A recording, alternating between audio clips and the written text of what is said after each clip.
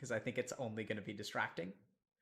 And let's go ahead and start with introductions. And why don't y'all, tell us what you want to be called over the course of the stream, and tell us a little bit about your experience with NoFap or porn addiction.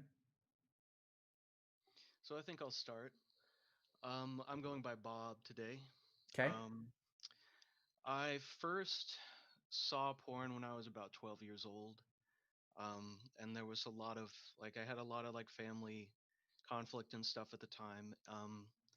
And that was my first introduction into it. And it got a little bit better when I was around 18. I got a girlfriend, and then um, lost said girlfriend, and I started looking at porn again when I was around 19, and it got gradually worse and worse, along with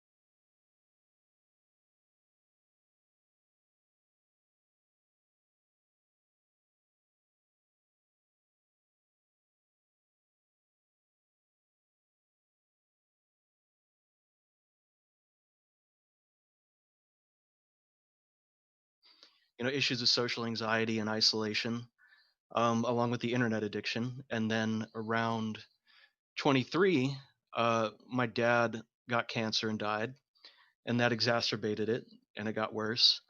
And I had a series of panic attacks and pretty severe issues. And it seemed to dovetail with that internet addiction, video game addiction, and pornography addiction. Um, and there was a long period of using for hours on end, losing sleep, that sort of thing. Intensification of just weirdness in general in that department. And I only started getting control of it when I got to be around 26 or 27, and started thinking about it as a problem, and tried to do what's, a streak for 3 days, a week, a month. Um, and I noticed that a lot of the time when I would get on a long streak, a lot of these issues would come up again. my life would improve in some ways or it would get more difficult in other ways. Um, and whenever I got on the Brahmacharya channel with all these other people and I started talking to them, we really had it was a great support group, and it really has helped me a lot to figure out how to manage this, why it's happening, how I can sort of use this discipline to improve my self understanding in my life. And that is where I'm at now. With the introduction, Bob. Thanks for sharing, man. Thanks for having me. Anyone else want to go? Yeah, I'll go next. You can call me Moon. So I first started watching porn whenever I was, probably about 12 as well. And it wasn't really a problem when I was a kid, but it kind of ramped up to a way I would bury my emotions and kind of escape reality, I'd say. And it kind of built up to a really bad problem, in the past few years. And currently, I'm on my longest streak, probably in like 5, 6 years. Right now, I have 50 days without it of like porn or masturbation, so I'm pretty happy with that. But yeah, it definitely was a way that I would numb my emotions. Okay. Thanks for sharing, Moon. We'll definitely get into, what the no fap streak is like and things like that. So cool. Sounds good.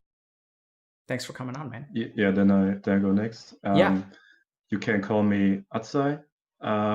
I watched porn the first time when I was 10 years old, and it was usually, I would say, normal, like once a day, and I had seemingly no problems outside of it. But then I became a Christian on my own and discovered it's a sin and I need to stop. And I really had a hard time stopping, and I could only go for like 3 days. And then at some point, I Googled porn addiction, and then I found, oh, it's not just religious talk, that it's harmful, but there's also a lot of scientific evidence and many reports from people. And seeing all these reports and describing the problems they had, these were exactly the problems also I had at the time, like social anxiety. I was very shy and I didn't wanted to interact with people a lot. And once I got into it, I got my longest streak back then. It was in 2016, and I had a 70-day long streak. And in that time, my life improved drastically in areas, especially in like social anxiety, talking with girls, and just being in general. I wasn't depressed anymore. I had more motivation and stuff like that. But ever since then, it got slightly worse, and I'm now at a place where I'm struggling to get over 1 week. And I started also to binge a lot, which didn't happen, which means like 5 times in a row, which is like extremely unhealthy. And yeah, that's where I am right now. Wow. Sounds like quite the journey. It's Atsai. Yeah, exactly. Thanks for sharing, man. I think I'm gonna go next. You can call me Flo. I started watching porn when I was 12, and it was like at the same time as I was entering high school. And that time, a few friends that I had been with on like primary school kind of like turned on me and started bullying me in high school. And yeah, it was like pretty good timing to discover porn because I would like use it to numb like the pain I felt at that time. Mm-hmm. Around the same time, I started like getting like suicidal thoughts, and yeah, I'm not sure if I had like a depression, but I'm pretty certain. And then I just like went with it until I was 18 and traveling around in Australia for a year.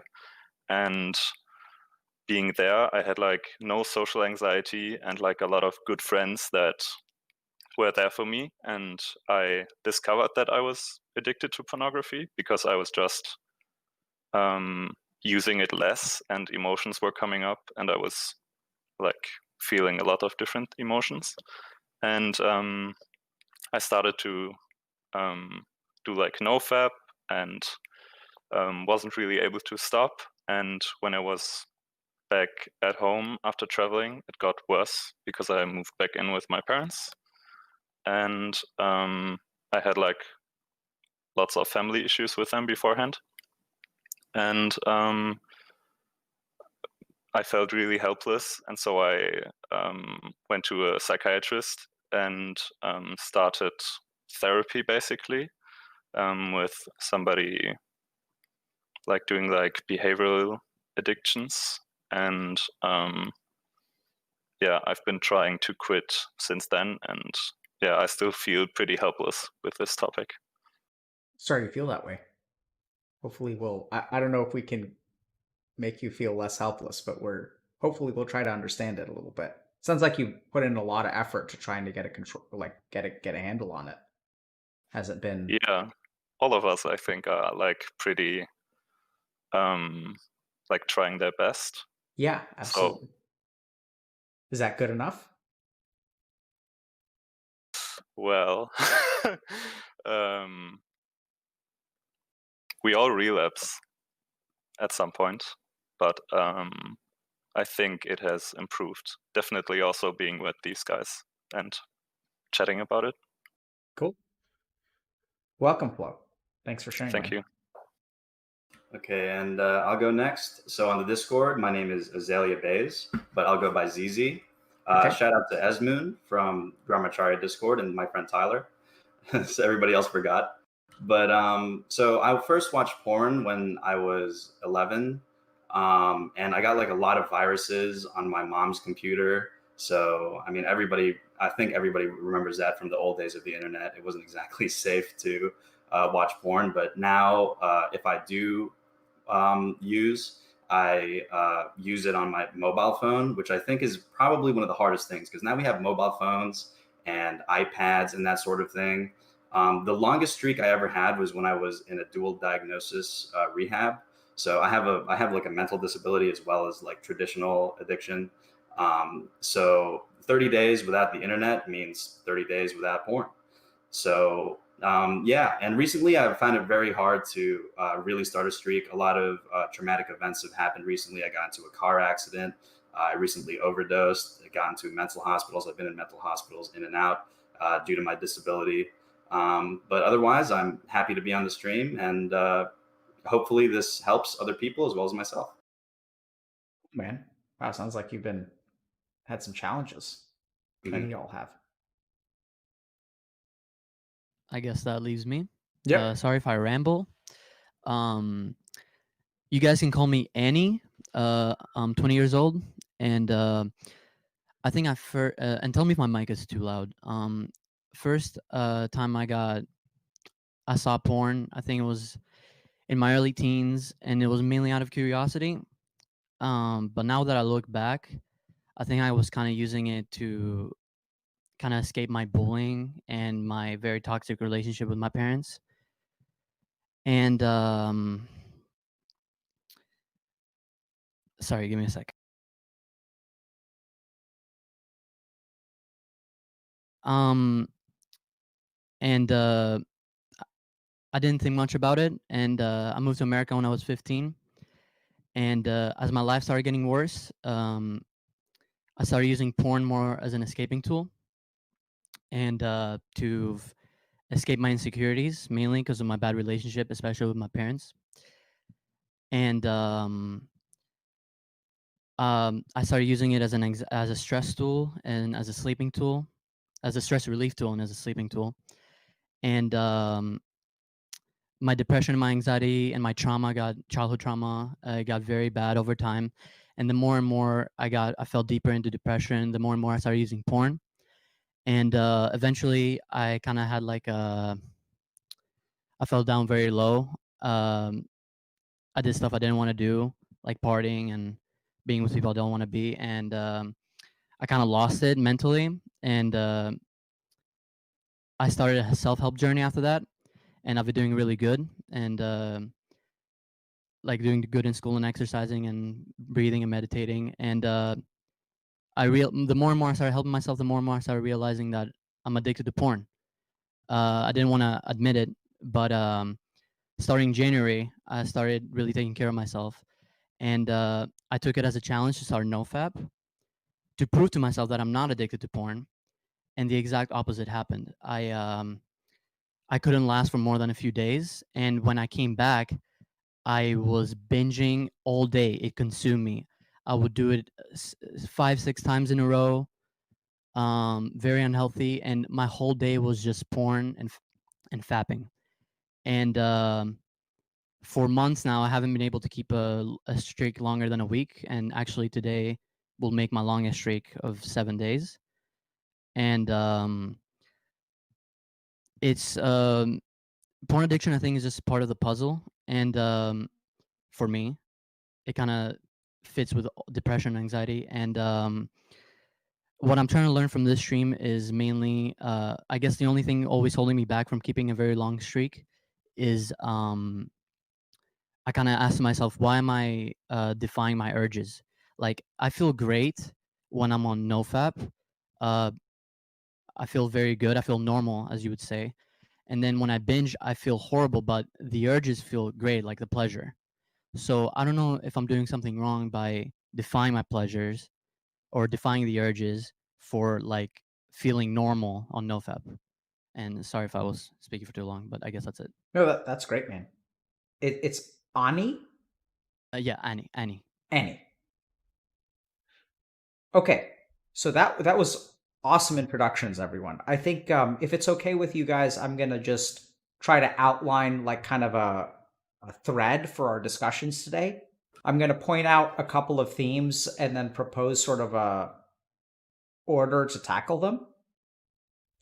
So the first thing I think we should talk a little bit about is, how do you understand if you're addicted to porn? So I'm hearing from many people that they had kind of this journey where they like sort of figured out at some point, I'm addicted to porn and that this is not okay. I think related to that, a lot of people have mentioned that they find their addiction to be harmful. And, some people have mentioned science or consequences or things like that. So maybe we can talk, first of all, about how you know you're addicted to porn. Secondly, about what's harmful or unhealthy about it. Third is kind of exploring. So everyone seems like they had some difficulties or challenges and that they use porn as an escape. So I think we should sort of think a little bit about that idea of porn as an escape. The other interesting thing that people have mentioned is that as they start to do NoFap, things come up for them, right? So I think that's something that is very poorly understood. So like, even if we define and people have a sense of like, this is what porn addiction is, I think one of the challenges that happens is like, as you start doing NoFap or something else, is you take away the coping mechanism, everything that it's been balancing is going to come back up. So what's that experience been like for you guys? So, and then, yeah, so like numb things coming up, stuff like that. And then I think one person said, I think it was Bob who said, he used the phrase intensification of weirdness. I'm not sure exactly what he was referring to, but it sounds like the journey has certain challenges that are unexpected. And hopefully as we understand like what we're dealing with, we can get better at dealing with it. Then what I'd like to kind of think a little bit about is how you guys got to NoFap.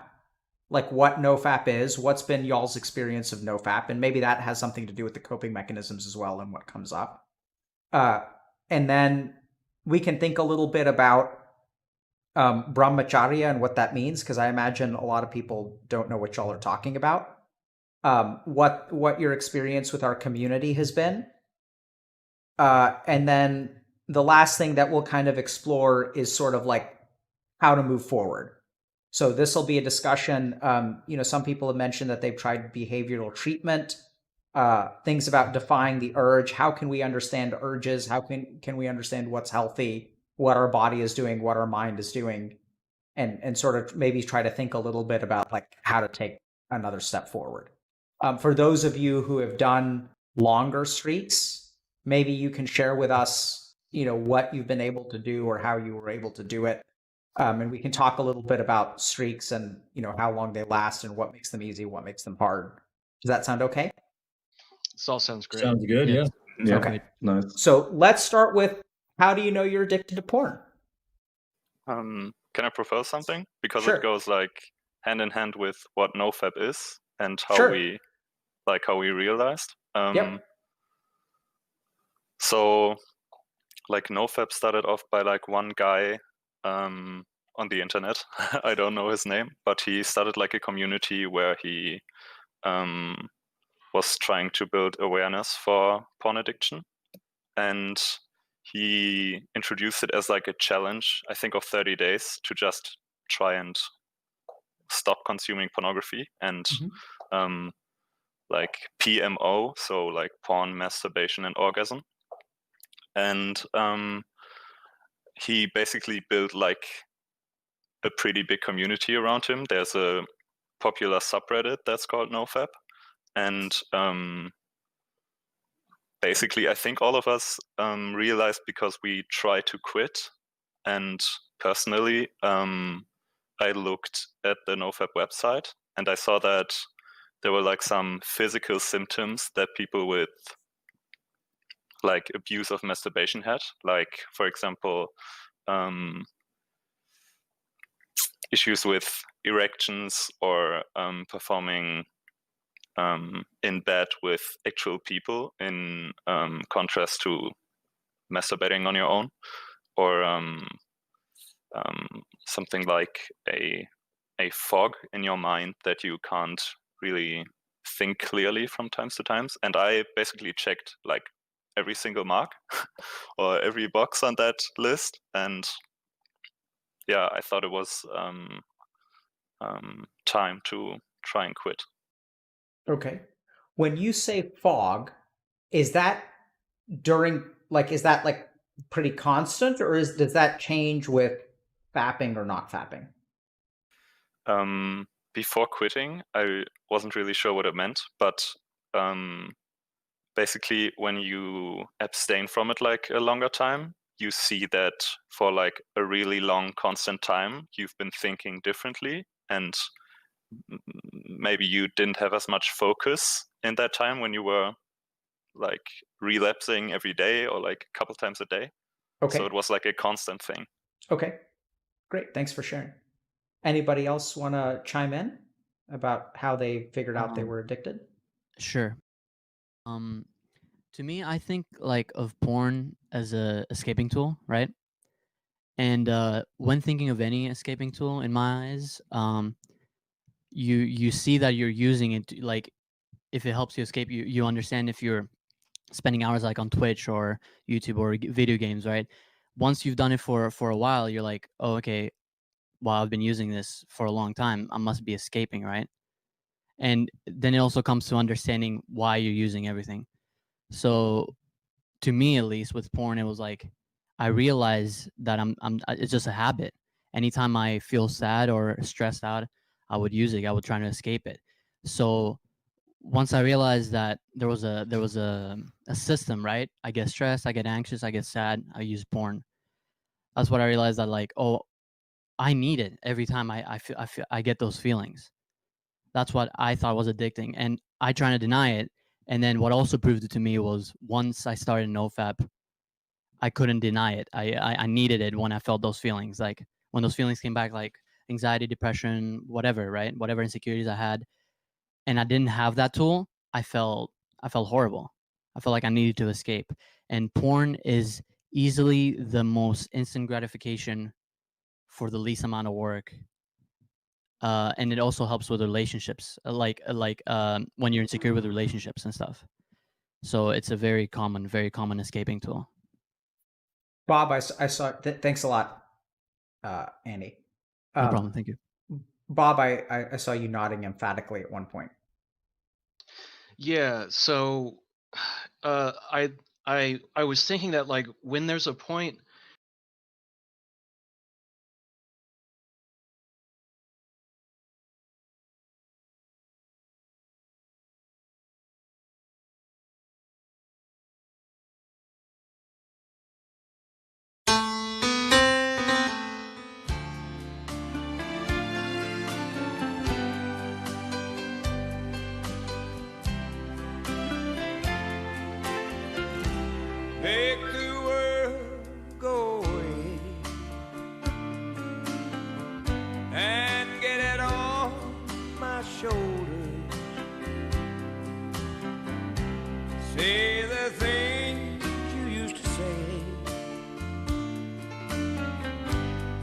and make the world go away. Do you remember when you loved me? For the world took me astray. If you do, then forgive me and make the world go away. Make the world go away and get it off my shoulders. Say the things you used to say and make the world go away. I'm sorry if I've hurt you. I'll make it up day by day. Just tell me that you love me and make the world go away. Make the world go away and get it off my shoulders. Say the things you used to say and make the world go away. Say the things you used to say and make the world go away.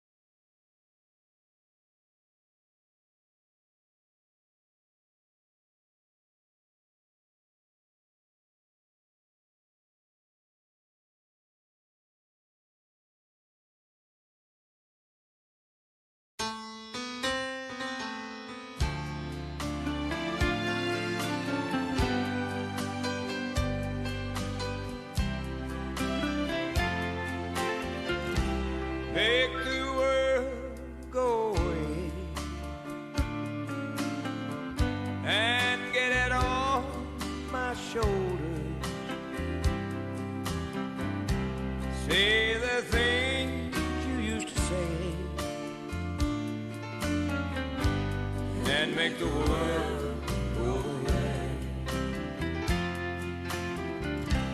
Do you remember when you loved me? For the world took me astray. If you do, then forgive me and make the world go away. Make the world go away and get it off my shoulders. Say the things you used to say and make the world go away. I'm sorry if I've hurt you. I'll make it up day by day. Just tell me that you love me and make the world go away. Make the world go away and get it off my shoulders. Say the things you used to say and make the world go away. Say the things you used to say and make the world go away.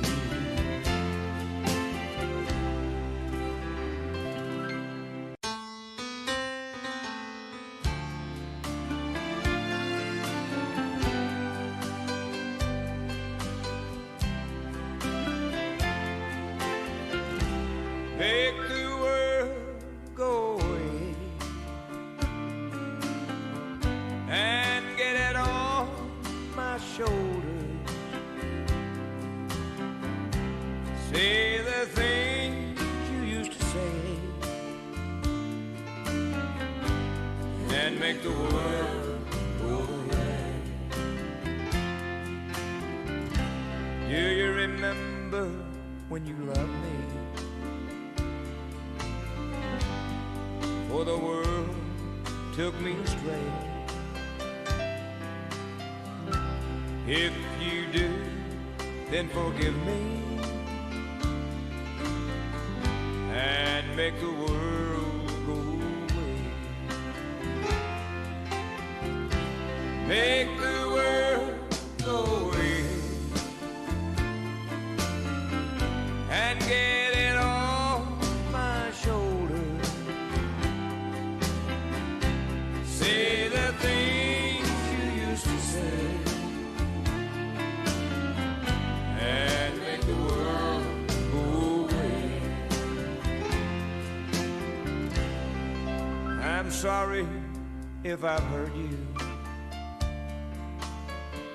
I'll make it up day by day. Just tell me that you love me and make the world go away.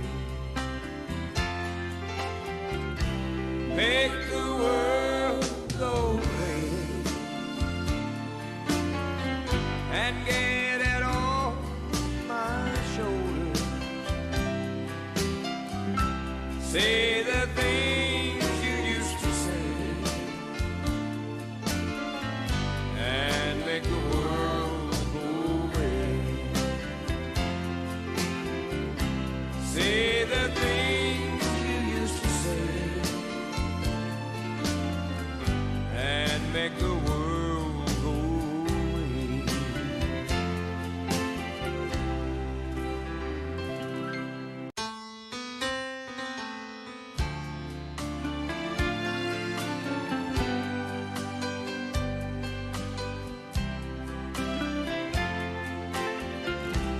Make the world go away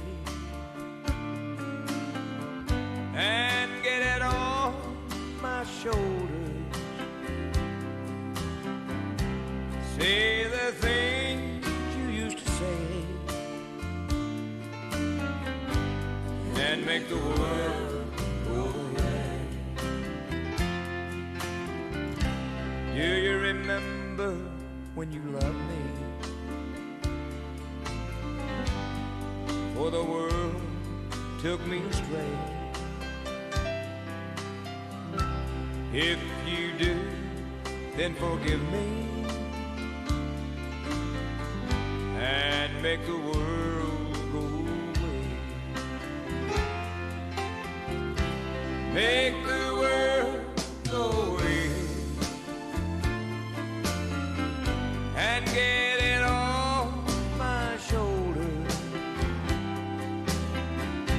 Say the things you used to say and make the world go away.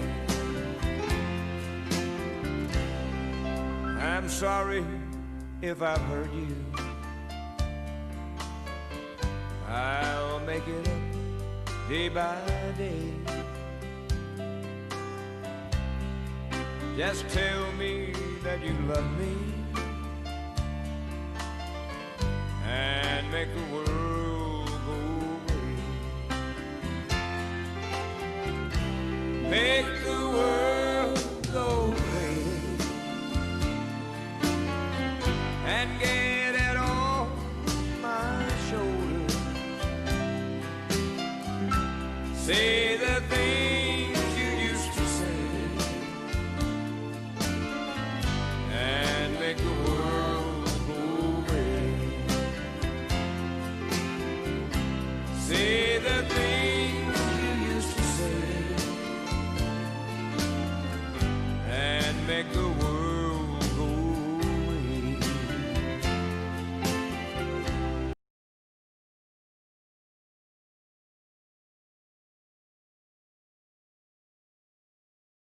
Where you can tell that your behavior in your life is revolving around this thing, and you know that there's some component in it that makes you feel better. You're hitting that dopamine button over and over and over again, and for me, it got bad to the point where a lot of lack of sleep, watching it consume my time and behavior. It got obvious to me, but the only point where I realized it was that bad of an addiction is whenever the idea was put in my mind that you could try to quit and that maybe this isn't good for you, you know? And like he said, whenever you can't stop, you just know that this thing has control over your desire and your behavior, and the effects are not, just trivial. They've been pretty serious. Thanks for sharing that. If I can add to that for Yeah. a second.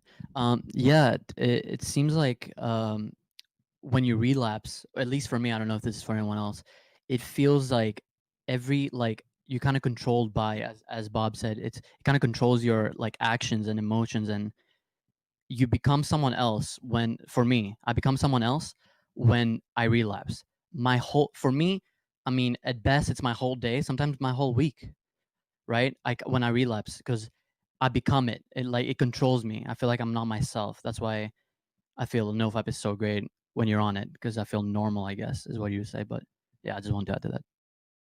Okay, we can talk about some of that. Yeah. The thing is, for me, when I discovered NoFap, it was just, I didn't have this realization that, for example, how would you put it? It wasn't like I was in a deep mess. It was just like purely for the religious purpose. And so it was basically just this, and having like a very big spiritual aspect was for me really big helping point for trying to quit, because I knew now I'm distancing myself from the sin, and I no longer have to be too much ashamed of it, and really feeling like some kind of spiritual or like big meaning behind it, and like some connection to God and maybe nature.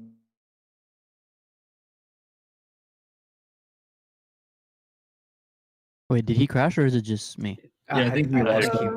he lagged out. I got kind of scared. Okay. Well, we'll come back to Atsai when he's back with us. Anybody else kind of want to add how they Yeah. kind of? Yeah, go for it. Yeah, so I'd say the way that I found out that I was addicted was it became routine. I would do it every day. I would think like, do I even want to watch porn tonight or like right now? And I would think no, and I would still do it. And I'd say an easy way for someone watching to figure out if they're addicted to porn is to try to go, let's say 1 week, 2 weeks without it and see if there's any kind of like, want for it or desire. And like I have a friend who I bet $20 and he's pretty broke. I bet $20 that he couldn't go 2 weeks without, watching porn. And he went like, I think it was like 6 or 7 days. So, I mean, most people can't really go that long without it. So in my opinion, that means they're probably addicted. What also plays like a role is that it doesn't mean you don't have sexual desires. Like for most of us, it isn't even like a sexual thing anymore, because like abstaining from porn doesn't mean you can't like touch yourself or have sexual thoughts or anything, but it's, let's say, purely the porn that you're addicted to. Some people try nofap, which includes not masturbating, but like you can check if you're addicted to porn by just quitting porn, and you can still have all the desires. That's like not Interesting. Yeah. That's a really important point, I think. So it's not just the masturbation component or the orgasm component. There can be just a pure porn addiction where you can still have other kinds of sexual activity. I completely agree. It really seems like a dopamine hijack, like the other stuff, video game addiction, internet addiction, all that stuff. It's just a different flavor, I think. Great. Atsai, I think you cut out there. You were talking a little bit Yeah, about... yeah. I'm sorry for that. No problem. When did it cut out? At what point? I think you were talking a little bit about sort of the advantage of having sort of a spiritual component, something about a lack Yeah. of shame, that it helped Yeah. you kind of overcome shame. Yeah, because it was at that time really, like, for me, a shameful thing and something in general I didn't really identify with even before. Like Mhm. when all the other guys in my class would talk about porn, it was something I didn't like talking about. And then when the religious aspect came and said it is wrong and I need to stop, that was something I could really identify with. And as soon as I got over the first hurdles, like I always relapsed at day 3. And then when I got over that hurdle, it just flowed from there naturally. And I just felt a real sense of pride of controlling myself and not engaging in this behavior I don't want to be associated with. And so also the spiritual aspect really helped me, because I felt like it could be something, because now I'm atheist, so things have changed since then, but I would say I associated with nofap something with a greater purpose, like being a godly man and just having pride in myself that I can take control over myself, which felt really good at that time. Your religious journey sounds fascinating, Atsai. It's actually kind of fucked up, because it wasn't, I got into end time stuff and it was actually kind of traumatizing, because at that time it shattered my whole worldview and I was engaged in a lot of conspiracies. And I'm now really glad that I'm out of it, because it has gotten to a point where I cut social ties with friends I had. But I kept the nofap stuff because I know that it isn't just religious bogus. There's actually science behind it. And yeah. Cool. Sounds like a fascinating story, maybe for another day. Maybe. So do y'all want to talk a little bit about the harmful effects of being addicted to pornography? I've got an idea about like addiction. I just was the Sure. last person to talk Yeah, on go the for topic. it, Zizi. So based on what Atsai said, essentially I view addiction in general as a spiritual malady. I was talking about this with Bob and a couple others last night, and what I view addiction is it's a spiritual malady in the sense that there's a so this is a very Catholic interpretation of things, but everybody has a God-shaped hole in their heart, and everybody tries to fill it with something else, whether it be porn or drugs or alcohol. Everybody has something which they need, and what religion and spirituality tells us is what we need is the divine. So brahmacharya, what Sadhguru said, is that it's one on the path to the divine, and it is the pursuit of joy instead of the pursuit of pleasure. And just to add on what everybody else was saying, I'd say that my biggest definition of addiction is if you try to stop but you find that you cannot, that's addiction. Like the harmful effects and everything else comes later. It might not be there right now, but if you try to stop and you can't, so try to go a week without fapping, and if you can't, you might be an addict. Okay. Yeah, I think that's. Go ahead, Annie. Yeah, I think for me, addiction is. I just had a brain fart. I'm sorry. You're fine. Literally forgot what I was gonna say. Yeah, just go on. I'm sorry. That's fine. I think you were about to say something about what your understanding of addiction was, or how you define it. Yeah, I just forgot what my point was gonna be. No problem. I'm sure it'll come back up. Sure, I'll let you know. So let's think a little bit about. So we can talk about addiction as a spiritual malady, maybe towards the end, and just how we understand. Yeah. I figured out why I think porn addiction is so bad is because it's a instant gratification tool. You're doing pretty much minimal work in seconds or minutes or whatever, and you're getting one of the biggest dopamine fixes you can from pleasure, like sexual pleasure. And I think that's very toxic too, because it kind of sucks you into like not put any work and get instant gratification for it, unlike with like going out and searching for like a partner and having a relationship with them, an intimate relationship, and having sex as a connection rather than just an instant gratification tool. I think that's what's horrible about porn addiction. Or even attempting to deal with those thoughts and emotions about how to relate to other people, to connect with other people. It's just much easier to just have this compulsion and desire, and then that goes away. Yeah, we'll definitely get to that. I think in terms of how to move forward, I'm going to kind of table some of those ideas about what addiction is and how we understand it.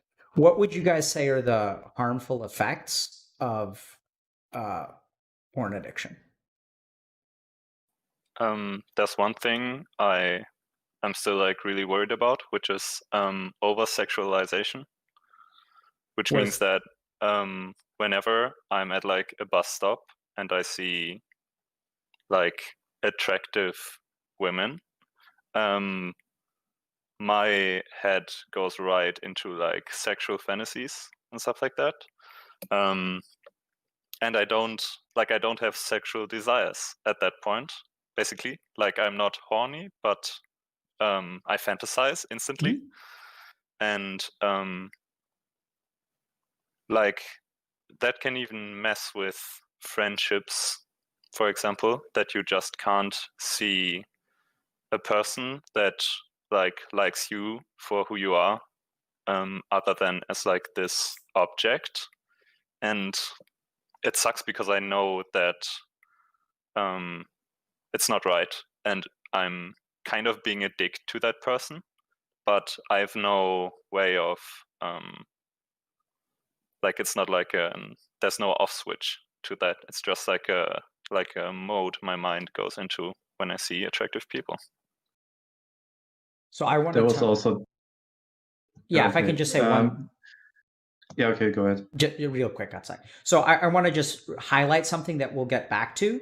So I want you guys to notice for a second that what Flo is saying is that he says he's being a dick, but I don't think that that's accurate. So what's happening is that Flo's mind is automatically doing like, so he's like, he laid it out pretty well, right? So his mind automatically turns on a particular program whenever he gets exposed to certain stimuli. And Flo himself doesn't want to think those thoughts, and he's not even horny. So if we think about like horniness is sort of like a, it's sort of like a whole being kind of thing, right? And what we can notice in Flo is that his mind has a certain kind of like automaticity to it that he himself is not happy about. But that's not Flo. That's just the way his mind has been programmed. And we'll kind of get to that more. But go ahead. Sorry. Yeah, concerning it's like the objectification of women is definitely a big part of porn. And I saw that with a lot of my friends at the time. And it was also something which I wasn't really like, usually it would be considered normal, but it was sometimes with my friends, they would talk just too much about how like the body of a girl looks and how nice it is, but they would never talk about like the human aspect of a girl. And when I got into my long streaks, that definitely started for me when I could really go. That was the first time I really started to have friendships with girls and not just have a sexual interest in them. It's like there, but you start to develop more a holistic view of a woman or of girls. You see more the personality, because at some point for me it was like every girl looked that good that the only thing that would like is now differentiating them would be the personality. And it feels kind of nicer to not just look at the body but also start seeing women as humans more, which was for me not the case before all of that. How do the rest of y'all feel about what Atsai is saying? I totally agree. Yeah. Yes. I feel like porn makes you objectify women a lot, and once you're a nofap, for me at least, it felt like I could have like just a normal conversation with a girl without thinking anything, or just viewing them as a human. So what I think it is a kind of perceptual distortion, because there's that connection with the dopamine thing. It's like it's almost like it primes for that, and whenever you're taking that away, Yeah, and porn conditions you for that. I mean, no one ever just goes on the porn site and looks for personality traits or something. It's just like Imagine. it's just like body parts and not a whole human. That's the Category biggest makes you feel problem. at home. Yeah, and it's also the problem that it has gotten really specific, and it is also tied to the desensitization with porn addiction, with you needing more and more extreme stuff. Like, I think for any one of us, the stuff you view at the beginning doesn't stay the same. And for some people, it gets really extreme. And I think that's why there are these like categories of stuff which you would never do in real life, because like the porn industry is just out for profit. And if people are desensitized to the stuff that is already there, they need to produce more extreme stuff. And that is also a side of porn addiction, which can be really harmful, that you are training your brain to only become like attracted to certain things which are really far from normality. fantastical even. I think that's a great point. I do think that porn kind of builds a lie on what sex is supposed to be, and I feel like porn has kind of been integrated in the culture more, where it kind of views sex more as a transaction rather than a connection, and I think that's a big problem that porn builds, and yeah, I guess that's my point. So can I ask a little bit like of an off-topic question that may be a touch controversial? Sure. So there are communities on the internet that actually actively try to do the opposite of what you guys are describing, which is to view women, to view relationships with women as transactional, to think about women, actively teach and advocate for a view that does not view women as people, but as like, so I'm thinking predominantly of communities like Red Pill. Are you all familiar with Red Pill? Yeah. Yeah. So does Personally, I'm somebody not. want to explain what Red Pill is? as far as I know, it's just basically there's a lot of I think they have their thoughts from evolution, and they think that there are just certain evolutionary aspects that make a man attractive, like status, money, and all that stuff. And they are really into gaming or daytime game where they try to figure out the perfect way to approach women and to get just they try to figure out the perfect way to convince women to have sex with them, but also not in the long term, because they also think that women have the polygamous nature and they also are just out for resources and not very like relationship on a human to human level. It's just very animalistic thinking, I would say. Sounds like an online fraternity. Yeah. That's a great way to describe it. So like, I think I get it. yeah. So what do you guys think about that? It's fucked up. Why? You're making the woman literally objects in their eyes, and they're not only doing it for themselves, but they're actually teaching it to others and spreading that toxic mindset. But what's wrong with that? I know it sounds like a weird question, but Kind of like they were saying earlier, I mean, women are people too. It sounds funny to say it like that, but they're people as well. Like they're not like just a way to have sex or, an emotional, like, I don't know, like island or whatever, but they're actual people who have feelings, and, it can hurt somebody to just take advantage of somebody just to have sex. Like the idea with the red pill a lot of times is, uh, I see a girl, I have sex, I pretend that I really like her and want to be with her, and then I have sex and then I dump her. And that idea is absolutely fucked up. That's just using somebody as a means to an end and not an end of itself. I think there's a lot of resentment and fear of loss in there. That I can't be loved for just being me. Like it has to be status or money or whatever. hmm.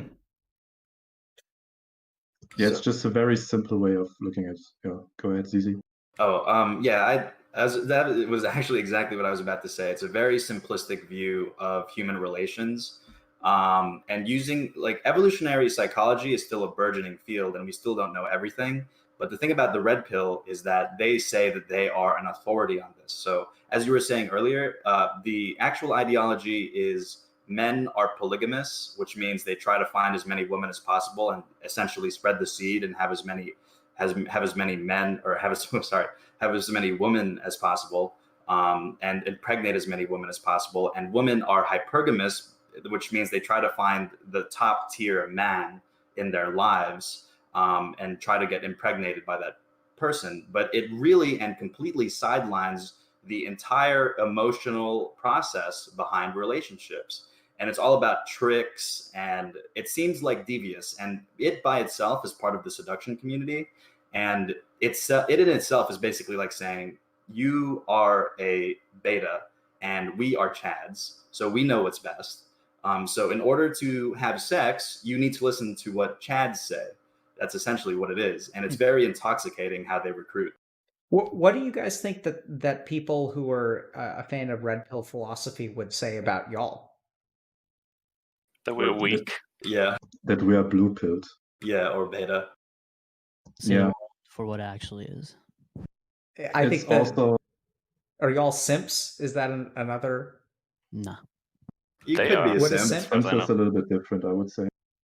What do you guys think about that? Are you weak? I'm just kind of annoyed by all of the language, period. Like it suffuses the internet. Like honestly, it annoys me and I don't care really because I try to treat people on an individual basis, but it's still there nonetheless. And you can turn it around, I would say. Like most of the time with these red pill guys, they don't invest emotions into the relationships and they try to stay away from that. And they don't want to get hurt, I would say, in these short-term pleasures, because you can keep like a fantasy alive and just have not the thought of like a woman that is not a human but more like a status symbol and a number. You can say like how many girls you have slept with.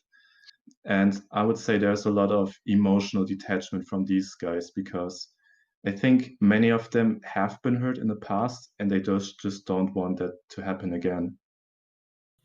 Yeah, I agree that our problem was that we didn't want to face our emotions, so we used porn as an escape. And with the red pill, the idea is there's no emotional aspect to talking to women, so there's no reason to have to worry about facing emotions. It's kind of like exactly what we're trying to Or avoid. it's very like stimulus response. It's like not emotional at all. It's like I'm trying to So like put in these inputs. if I were to, I mean, I'm going to draw kind of a Can I- hypothesis. Yeah, go for it. I was gonna say for me personally, I'm still trying to think like, is it wrong to be overly sexual? Because I've had sexual relationship before, right? Sexual transactions, I would say, and the girls in those relationships, they didn't mind. They wanted it to be a transaction, but at the end of it, I felt emotionally not completed. Like I didn't feel fulfilled emotionally, and that's what really strayed me away from just having transactions, as I would call them, with girls. But they didn't mind, so I'm like, well, if they don't mind, why is this so wrong? So I think I'm kind of neutral on the topic. I do think the internet has made it very easy to over sexualize and build kind of societies or whatever, like red pill. Um, I think it's a side effect of the internet, but I might be wrong. And how kind of culture and porn, since it's so accessible, how it's integrated in the culture.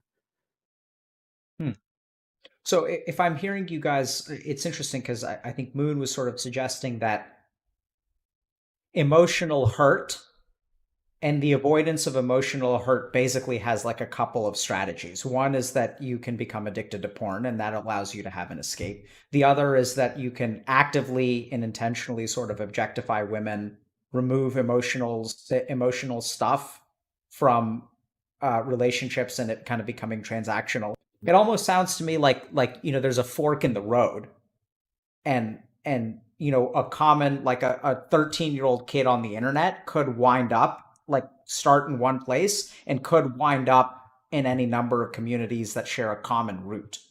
What do you guys think about that? Absolutely. I think I agree. Interesting. So once again, maybe a conversation for a different day, because we have a couple of other things. So May like I add? Yeah. May I add two little things? First of all, I know we are all guys here, but I've read online that girls have similar issues, some girls. So if you are like a girl watching the stream, it's not only guys that have been addicted to pornography and masturbation. And the other thing is, I don't think we are really, I think we are weak, like on like the emotional aspect, because we still like need that numbing effect. But when I see chats I would suspect use Red Bull, I always think like at least we are conscious of it and we are actively trying to fight against it, and we are like one step ahead of them. So what I've heard too is, let's say I was 16 years old when I first started watching porn all the time. And let's say for the last, let's say 6 years, let's say I'm 22 now, I've watched porn every day. I'm pretty much like emotionally, I'm still 16 years old because I never really faced any emotions since I was 16. So I never really grew up in that sense. That's kind of a common problem I've seen with some people. Yeah, I want to talk a lot. I mean, this is something that I've been writing a lot about how like as a community, like we're stunted developmentally. Like we get stuck sometimes in terms of our growth, and it's almost like we stall. And I've been thinking a lot about how to help people like get unstuck. I don't think I get that. Could you elaborate that a bit? Yeah, so it's a half-formed thought, Annie, first of all. But basically, like, Moon was saying that he feels like when he started watching porn every day, like he didn't continue to develop as a human being. Like even at the age of 22, he sort of still has the emotional, like his emotional skill level hasn't leveled up at all. So he's like stuck at like level 5 or whatever he was at. So he hasn't been gaining any XP.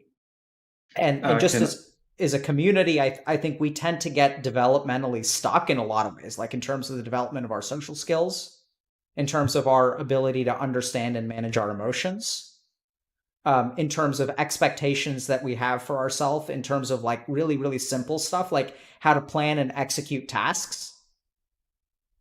I think as a community, we're sort of developmentally stunted. Like, I think we don't have good role models. So, recently we had a couple weeks ago, we had a group of female gamers who came on. And I think that like the men that they interact with online, like don't know how else to act. Can I say something? Because I actually wrote an exam on it today in developmental psychology, and there we go. I read something from 1973, and it was like psychoanalytic stuff, but it basically talked about that the adolescence phase, like between 12 and 20, is the time where the sexuality really develops. And because, like today, in the text, he says that in this time you seek for like sexuality in your peer group and girls in school and stuff like that. But at that time, no one had the idea of internet porn. And in psychoanalytic theory, the reality principle is really important, where you have to adapt to your reality. And I think with online stuff, and especially porn and video games, you can really escape into another world. And I think the human brain doesn't grasp the idea of virtual reality. And so because when you go out and want to like get a girlfriend, there are so much more challenges you have to overcome, and you have to go through difficult feelings, like feeling sometimes worthless or unlovable, and you don't experience these things with porn, and you don't go through these little crises. And so I think that is something really important on the developmental side, that there are so many more ways to just escape the usual normal developmental tasks a human has to go through. Yeah, absolutely, man. Yeah, that's a great point. I think we're developmentally stunted for sure as a community. So let's kind of shift gears a little bit. So like you guys were kind of a common theme that's come up, and even in terms of like the red pillars in their emotional detachment, we've talked about escapism, we've talked about numbness and numbing feelings, and we've also talked a little bit about how nofap tends to bring out feelings.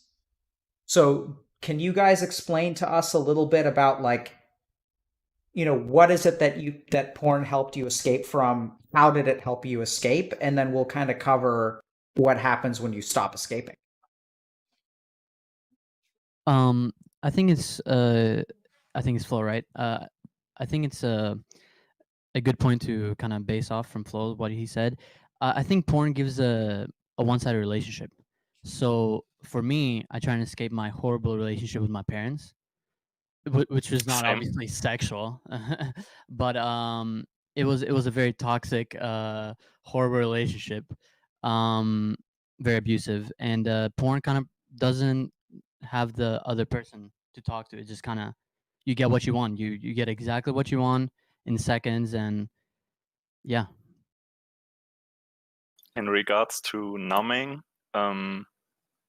like one of the first things I told my psychologist, the way I feel when I watch porn, I have no idea what time it is. I don't even know how much time I spend on the computer at that point. I have like tunnel vision into my PC, like I don't even notice anything around me, which basically shows itself when when my place is like really like dirty and I didn't like make my bed or something like that, because I would just like watch my PC only and nothing else. And while I'm watching porn, I have no worries. I don't think about any stressful thing. I have no anxiety. Like, it was pretty hard not to watch porn today because I was so nervous to be here. And it just like helps with like every feeling you want to numb, basically. It's got you. It's like you have like this little bubble, like this little safe bubble of pleasure that like everything outside of it is just not there. Mhm. I had a. Oh, so go ahead.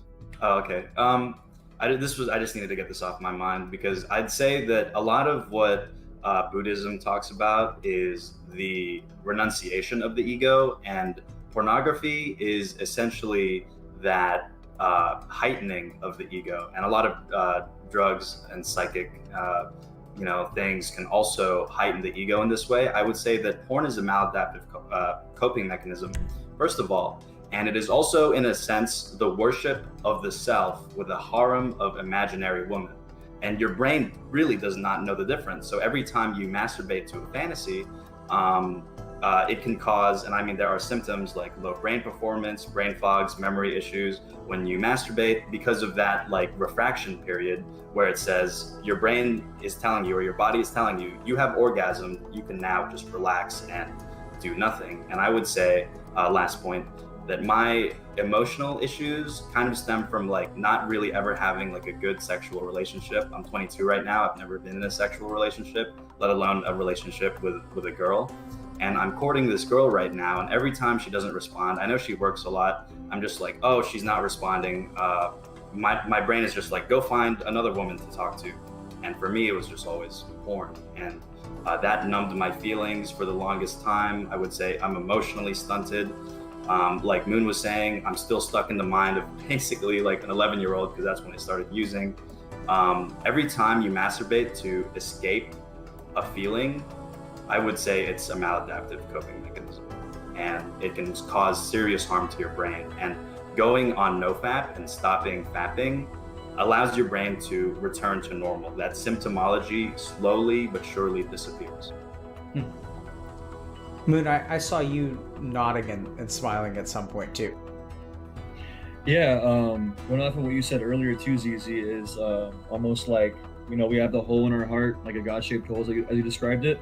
And filling that with porn is an easy way to like, it's almost like a Band-Aid, you don't heal that hole or you don't fill it with anything, worthwhile, but you cover it up and kind of ignore it for a while and it builds up.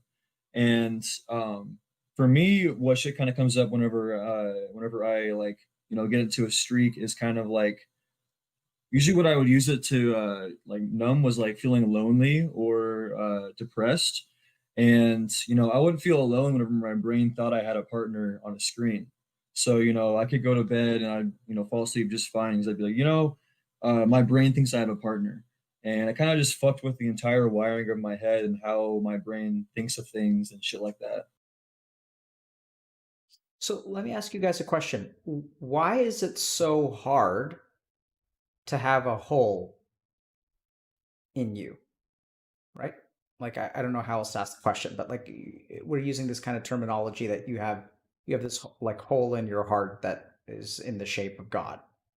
So like what makes, like, why is that a bad situation? Like why does what about your life is intolerable so that you need porn in the first place? Yeah, I've heard it described also as like being like a shell of a person and like you almost feel empty inside. It's kind of like a similar idea to that. I mean, you don't want to feel empty inside or a shell of a person. You want to be your whole true self. And so what makes, like, what is that feeling of being a shell of a person? I like that terminology a lot. It's almost like just living life on autopilot. You just kind of like, you wake up, you do your shit, you kind of don't really think about things. You're kind of like in a constant state of like being almost like, I guess, sedated in a way. Not really sedated, but like you're not really checked into reality. You're kind of like living, it's like the brain fog, like we were saying earlier. You're not really like seeing clarity and you're not like trying to improve yourself. You're kind of like, it's like surrendering and being okay with being less than normal. And like, I'm not happy with where I'm at, but because I use porn every day, I can ignore that and I'm okay. Even though on the inside I'm fucked up, on the outside I can be okay. I feel like while you're relapsing, like, or while you addicted, you don't really notice that whole, like, at all. Like, you think it's like you're fine and your emotional state is like really fine, but once you quit, you just realize that there is a hole. And because you have been like numbing your emotions for such a long time, it is even harder to deal with that hole than it would have been if you just learned how to deal with things that don't work out as well or something like that. So let's talk about that for a second. So how did you guys come to NoFap? And how did y'all make a decision to try to stop masturbating? Probably your brain on porn. I don't know how many people here have like heard about that. A website, right? It's a website. Well, it was a video by this guy, Gary Wilson, and he has like a whole presentation on it and everything. And it just really got it in my head that, you know, I noticed the emotional and physical and perceptual distortions, but I didn't think about it in terms of like an actual addiction. And after that, I went to the subreddit, and I mean, really, it had been 5 to 6 years of trying to stop, relapsing, rationalizing, trying to stop again, that sort of pattern. For me, a friend recommended it to me for my depression. It really helped him, and I didn't think much of it at first. I thought it was kind of just more of a challenge. But I realized for me in my journey that escapism is the worst thing for me because I'm just avoiding all my problems that I need to be facing in my life, and porn is easily one of the easiest ways to escape. So I made it. I wanted to. I'm trying to get rid of all of my escapism, like in video game escaping mechanisms, like video games, Twitch, and or limit them. And porn is just one of them. And I thought, well, what can I do to not use porn as an escaping tool? And NoFap is what came to mind, since a friend recommended it to me a while ago. And what has been y'all's experience of NoFap? Well, oh, sorry. Yeah, go for me, yeah, for me, at first I didn't really feel anything. I felt like I'm just doing a stupid challenge, but over time, of like a week of relapsing and a week of not being, of being on NoFap, while I'm doing NoFap, I felt very energetic, and I felt very, I felt more alive, and I felt like I'm starting to take action more. And when I'm relapsing, I just felt horrible. I felt like I'm being consumed. So while on NoFap, for me, in my experience, I felt more free. I feel like I'm not being controlled. I'm taking my own actions. I'm myself, right? And it's the same with any other escapism, I think. Yeah. This one to me seems especially strong because it's so like it's so carnal and it's so obsessive. Um, I think the first week, usually I notice for most people, the first 3 days of the first week tends to be the hardest, and it'll usually fall in that pattern. They'll feel like a boost of energy. I'm starting to feel normal again. And then from a week to 2 weeks, that that dopamine thing starts to go down, and there starts to be that withdrawal feeling again, and that seems to be whenever all the negative feelings start coming up again. And this will go in waves. So once it comes to like 2 weeks to 4 weeks to 6 weeks, that's when you'll start to feel and see some perceptual healing, like motivation to be around friends, not sexualizing people. Like a lot of those things get better. Um, the farthest I've gotten so far has been like 45 days, moon, 45 days at psi 70. Flow, believe it or not, like a year, right? Yeah. It was 1 year, basically, one less day than a year, so 364 days. Because I thought, like, why celebrate a year if you can just fuck it up on the last day? But that's when I realized that, like, basically masturbation wasn't the issue for me, because I I didn't make a year without pornography, but I made a year without masturbation. So I realized that that wasn't like the fight I had to go through. I wanted to say, go ahead. Finish first. Like the effects, like the main effects were that I got very emotional. It was like the first time that I cried in a few years, that I was able to even experience good days and bad days, because beforehand I had just like the same shit every day, and it really didn't feel any different. So I had some ups and some downs, which was really exciting. And I would cry to like, I don't I think like Stranger Things, like series finales and stuff like that, because it was just like overwhelming seeing like emotion in like a series or something.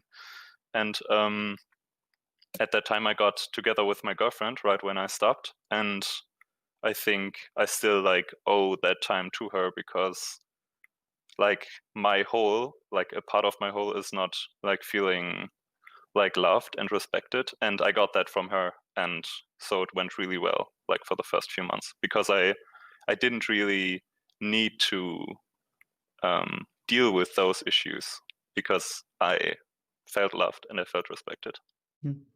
Yeah, definitely. For me, there are two things. First of all, I wanted to say most people assume when they try to quit, that's what I heard from many friends, that it just builds up, and they don't really feel the benefits of feeling more confident. They just feel really, really horny, extremely, and it's really uncomfortable for them. And I felt the same, but at some point, your brain realizes that it doesn't get any more porn and just starts to focus on other things. And for me also, that was the time when I've really felt like connected to my emotions and I could really show my emotions, because I always wanted to talk to people and laugh and like basically show my emotions to people, and that was possible in that time.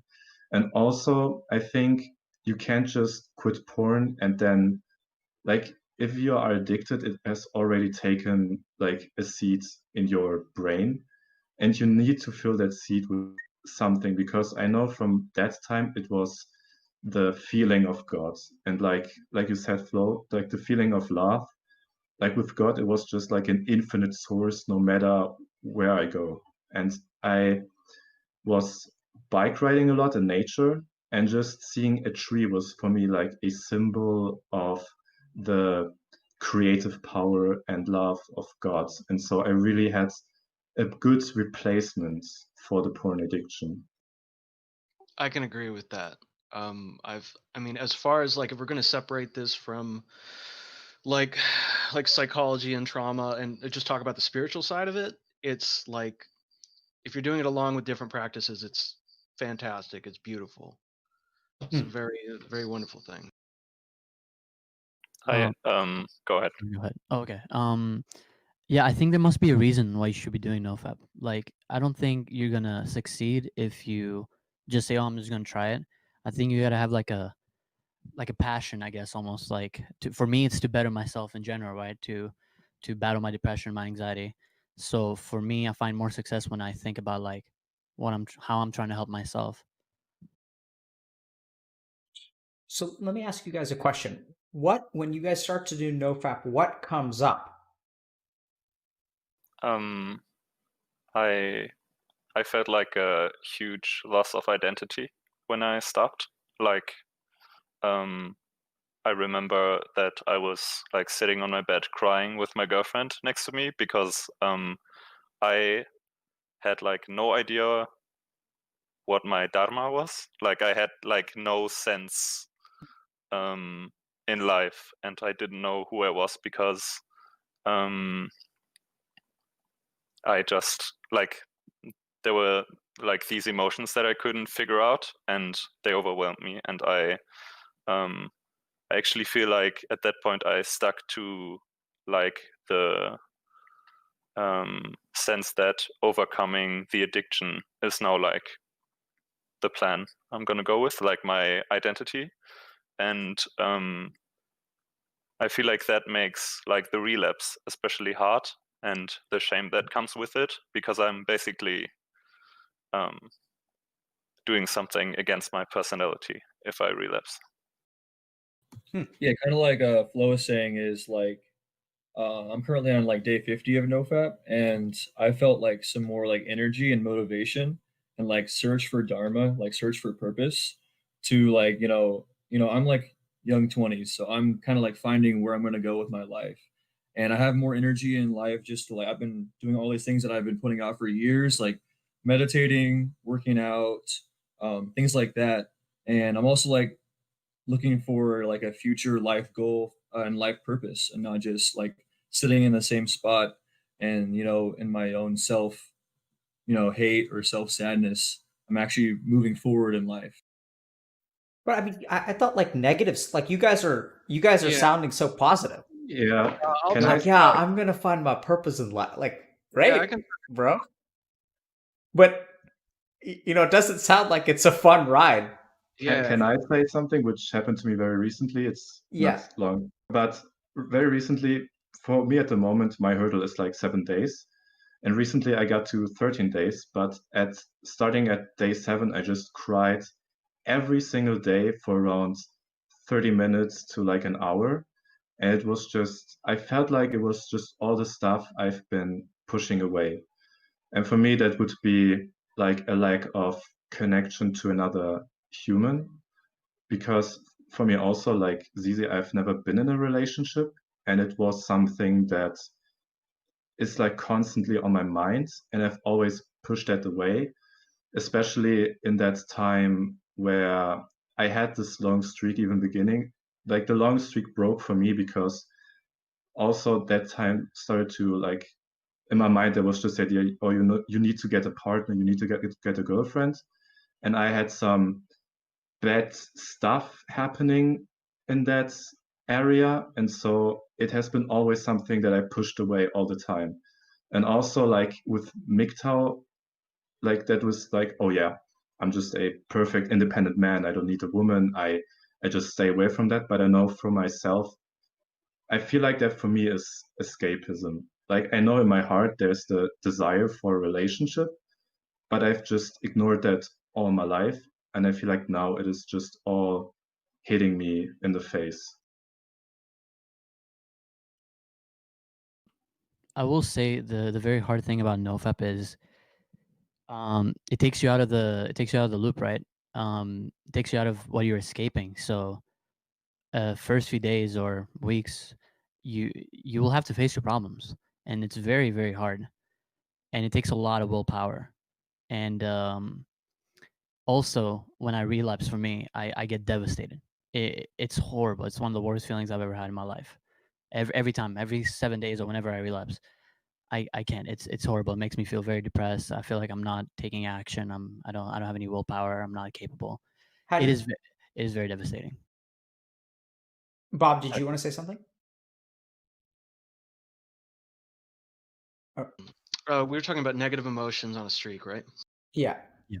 So, like, I agree with everything that they've said. It's the feeling is like there's that emptiness, but there's also like grief from my dad came up, like frustration, loneliness, like outside was talking about. Like all these things that were pushed away or not processed, and definitely the more you do it and the longer it goes, like the deeper you can get in there, and kind of pull some of that stuff out. So, yeah, ZZ. I would say that a lot of what the negative emotions are like, it's kind of like when you bottle something up, like a carbonated drink like this.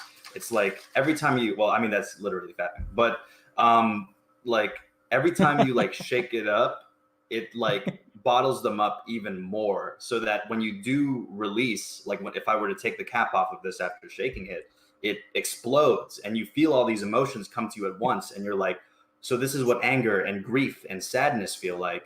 And some people call that the flat line. Some people call that, there's a lot of different things to call it. Flat line is normally like a depression or something, but it does refer to the like negative emotions that you can experience. But I do find that if you're able to overcome those negative emotions, that I become a lot more productive and happy for the most part. It's just that every now and then I have to Just, feel.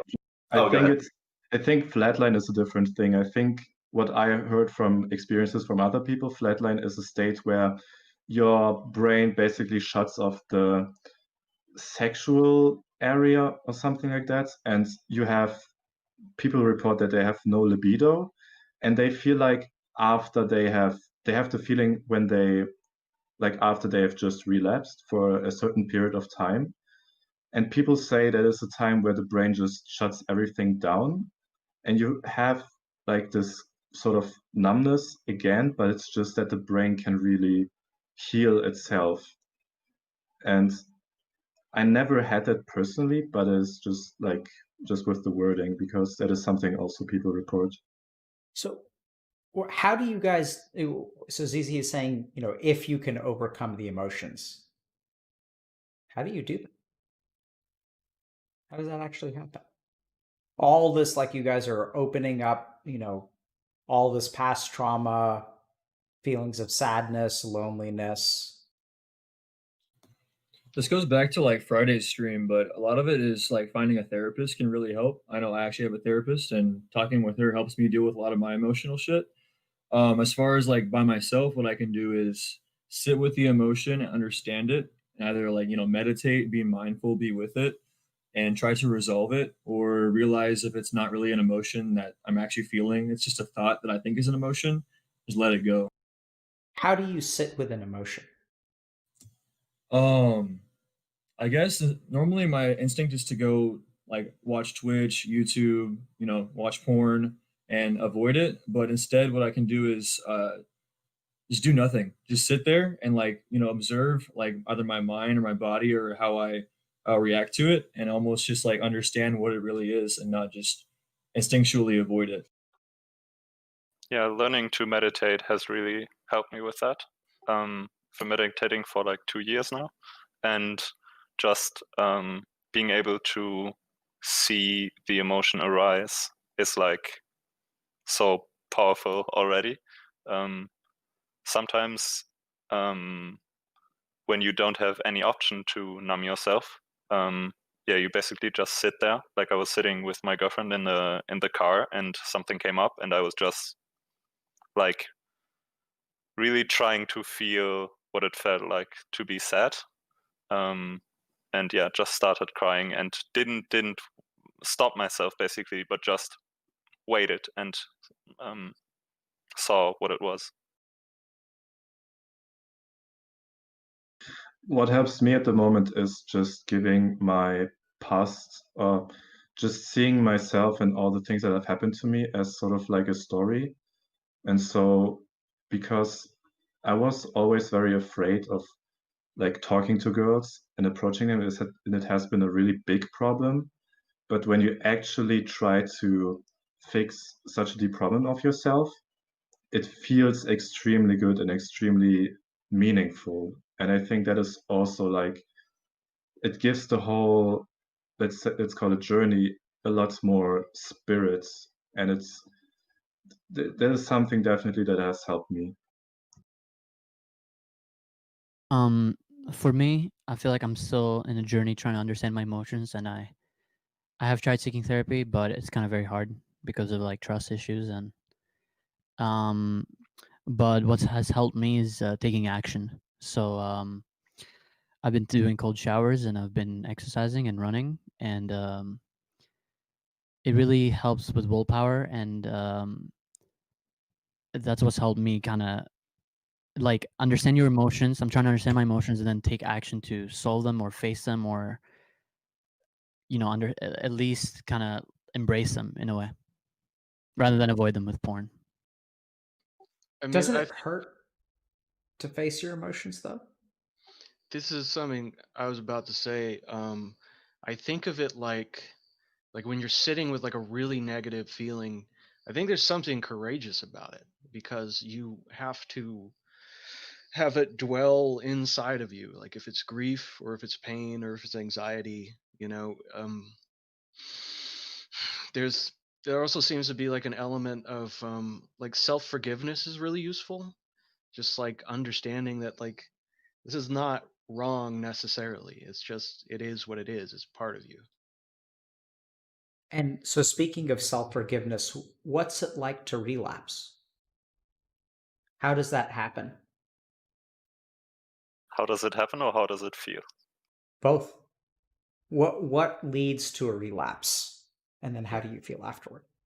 I'm gonna go run off real quick and come back. I drank too much water, sorry.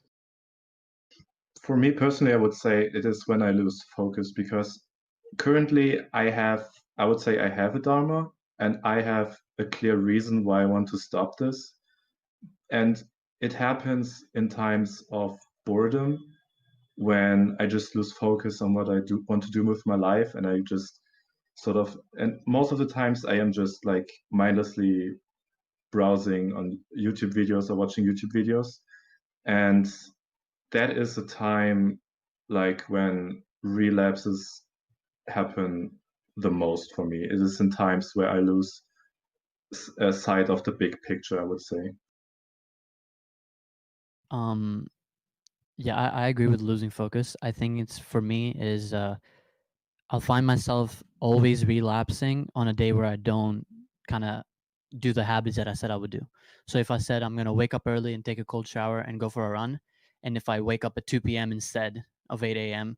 and don't take a cold shower, take a cold shower, I'll find myself saying, "Oh, I'm okay. I won't relapse today," but then eventually I will. So taking action and staying consistent, not being consistent and losing focus really goes into makes me relapse a lot. For me, it's different, because even if I have like the greatest day and I did everything that I wanted, there's still like the same chance that I will relapse. It's very much like automatic. There are things that trigger me, for example, like seeing like thumbnails on YouTube or something like that. It often comes with being tired, being exhausted, being stressed, experiencing feelings that I want to numb, basically, like feeling sad or feeling lonely. And the relapse itself, once I've like done a certain step, for me, probably if I type in something in like my URL bar, it's already too late. Like I still have thoughts like, I need to quit now, I don't want to do this, but there's no point, because it's like one step too late already. And like while I'm relapsing, feel great, don't feel anything, don't need to worry about anything. And then right afterwards, like it's lots of shame, lots of feeling like I've just it's like pure failure, basically, because Disappointment. disappointment. I've disappointed myself, I've disappointed my girlfriend, like everyone, basically, and it really messes with your day. But for example, the last time that I relapsed, I was able to call people from this chat and was able to have a really great afternoon, because I was able to share those emotions with them, and all of them know exactly what I'm talking about. How do you Yeah, feel so about yourself when you relapse? Please, can you say that one more Excuse time? me? I was just going to say, how do you feel about yourself when you relapse? Like, what are the thoughts that you have? Or, yeah, go for it, Amy. Since for me personally, since when I feel like I'm not taking action when I relapse, I just blame myself very, very much for not being responsible, not taking responsibility, and not taking action. It's a horrible feeling. I feel like I'm the only one that could have prevented it, and I did nothing about it. So My parents describe me as a generally shameless individual. I don't know why I'm like that.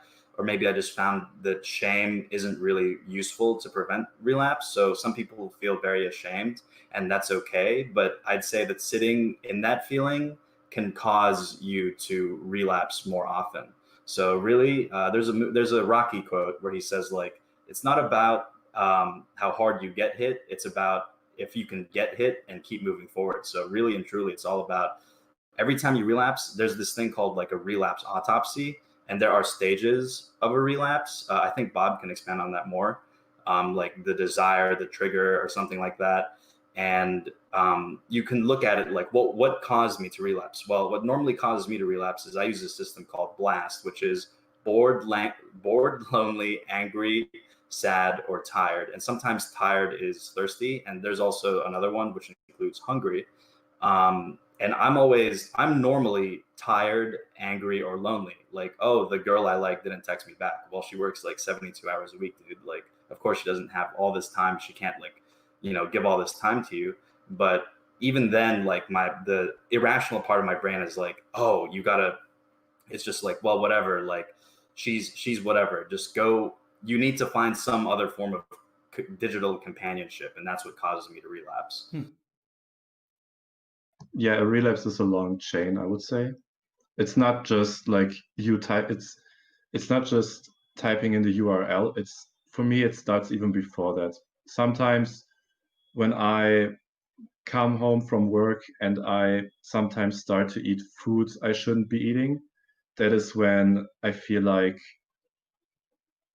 I crumble a bit, and then I just can't keep the discipline up. And then most of the time it starts like this. Okay, so let me ask you guys a question. Are you going to relapse?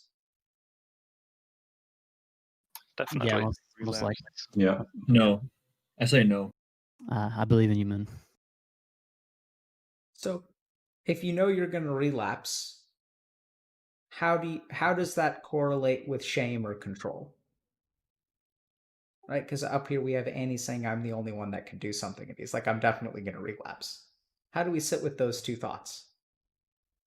I would say that relapse is part of recovery. Relapse is a part of most people's recovery. And like, as I was saying earlier, do the relapse autopsy, figure out why. Like, and the thing is, my friend in the addiction community, he said, put up a defense. You need defenses. And as Flo was saying earlier, a good defense is a community. Because I would say there was one video I watched which said, the opposite of addiction is connection. So find a group, if you like 12-step programs, find a sponsor. There's stuff like SLAA and that can help, or just find an accountability partner. Find like things that help you set your streaks. Like I use Done. That's an app on the App Store.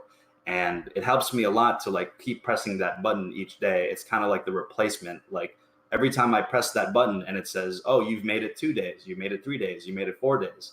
It's really all about defense and trying to find ways to root out the causes that make you relapse. Well, I'm going to add to that and say that in my experience in that channel, it never seems like shame helps very much, but I try to reorient it towards you should learn about the process, what you're feeling, why it happens during the time. It's not entirely your fault because it's part of your being and part of the culture that you're inside. You do have some control over it, but you can forgive yourself. But I was like that too. Like there was a period in which I went from a great deal of shame to feeling neutral about it, like it was going to happen and I just needed to watch it, to not really feeling that much shame anymore. And this is a point where I have the most control over it. I think it's important to understand that relapsing is part of the process. And for me, I found myself that the more and more I relapse, the more and more I understand why I shouldn't be. Like I'm facing my emotions more and more, and I know and I feel like every time there's less shame. Last time that I relapsed, there was less shame than the time before. because I understood. I took more time to understand why I'm relapsing, and last time it was because of emotions. The emotion became too much, and I understood that. Okay, well, I'm doing what I can. I'm starting to face my emotions more. So okay, I understand that if I start facing my emotions more, next time I won't relapse as much, and I won't be as shameful because I know I tried, right? Yeah. Yeah, it's not the end of the world. So I'm gonna try to just shift a couple topics because we're actually almost out of time. So we've got maybe about 15 minutes left. So let me ask you guys, what is your understanding of like what's brahmacharya? Sadhguru, it's on the path to the divine. It's like the first stage of life, I think, from like it ends at the ages of 20 to 25. I just read the Wikipedia article, but my understanding is one on the path to the divine is what a brahmachari is, and for me it means avoid. It's like abstinence from things that are pleasurable and the pursuit of joy. You described it as big chillin' in the last stream, I think. Yeah. What does that mean? You said it. Okay. It was at the end of like I think the second porn stream. Okay. Yeah. So okay, I'll explain what I mean by that. Does somebody else want to offer a definition or their understanding?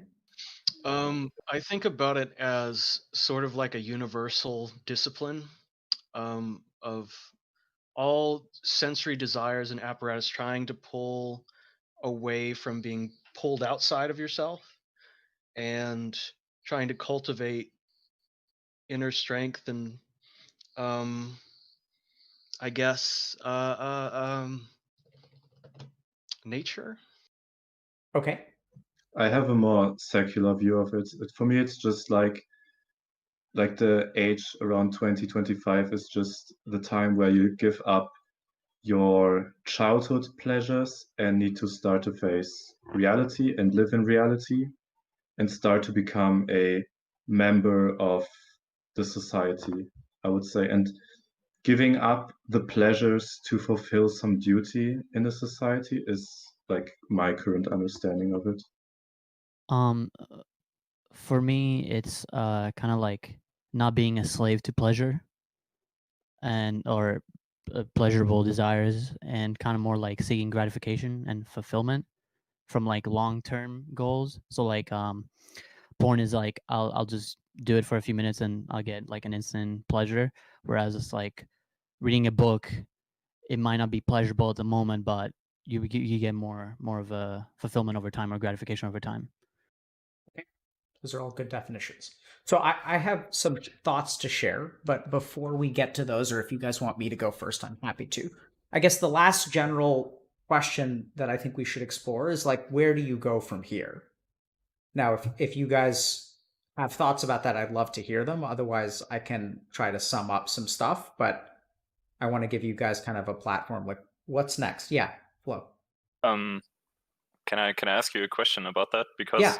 like I know that all of us have like some kind of trauma, and I'm not even sure if we are able to deal with our emotions without like getting therapy and like figuring out what our hole in the heart is and dealing with that, because sometimes it feels like a fight that I can't win right now, and that's really frustrating.